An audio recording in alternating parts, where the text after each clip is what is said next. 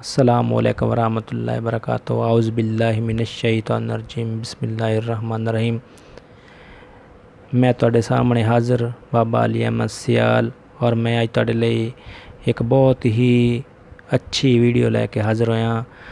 Video है कि जिस बीबी नूं बच्चा होण वाला होए तो वो आसानी नाल पैदा ना हो रहा होए तो ये साडा नक्श उस दे दाएं बाजू दे नाल जां उहदी मुठ दे अंदर पकड़ा दोगे तो इंशाअल्लाह ताला बीबी नूं बच्चा आसानी दे नाल डिलीवर हो जाएगा, आसानी नाल पैदाइश हो जाएगी। और ये नक्श सिर्फ उन्हां बीबियां लई है जिहड़ियां पहली दफ़ा जिन्हां दा बच्चा ये हो रहा है। जिहड़ियां बीबियां पहले ऑपरेशन करा चुकियां ने उन्हां लई ये नक्श नहीं गा, ये याद रखना। और जिहड़ा मैं ना जो मेरा नंबर है 0303 29 00 742, इस मेरे नंबर ते रबता करो और ये मेरे को तवीज़ मंगवा लो और या खुद इसनूं देख के इसका स्क्रीनशॉट लैके इसनूं देख के खुद बना लो।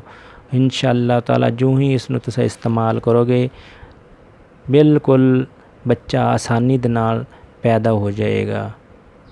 अगर किसी भी मौजू के मुतल्लक किसी भी मसले के मुतल्लक कोई भी तवीज़ कोई वजीफ़ा अगर तुहानूं चाहिदा है तो मेरे व्हाट्सएप नंबर ते 0303 29 00 742 इस पर रबता करके ते मेरे को वजीफ़ा और तवीज़ात जो चीज़ मंगवाना चाहते हो मंगवा सकते हो।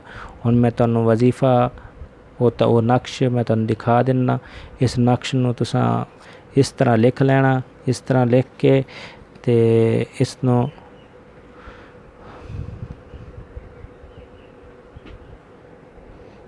इस नक्श नूं इस तरह लिख के ते बीबी दे दाएं बाजू दे नाल या फिर उनके हत्थ दे अंदर पकड़ा देना तो इंशाअल्लाह ताला बिल्कुल डिलीवरी बच्चे की डिलीवरी बिल्कुल आसानी नाल हो जाएगी। इस तो इलावा किसी भी मौजू के मुतल्लक कोई वीडियो चाहिए है कोई मामला चाहिए तो वो तुसीं मेरे नाल रबता कर सकते हो मेरे व्हाट्सएप नंबर ते।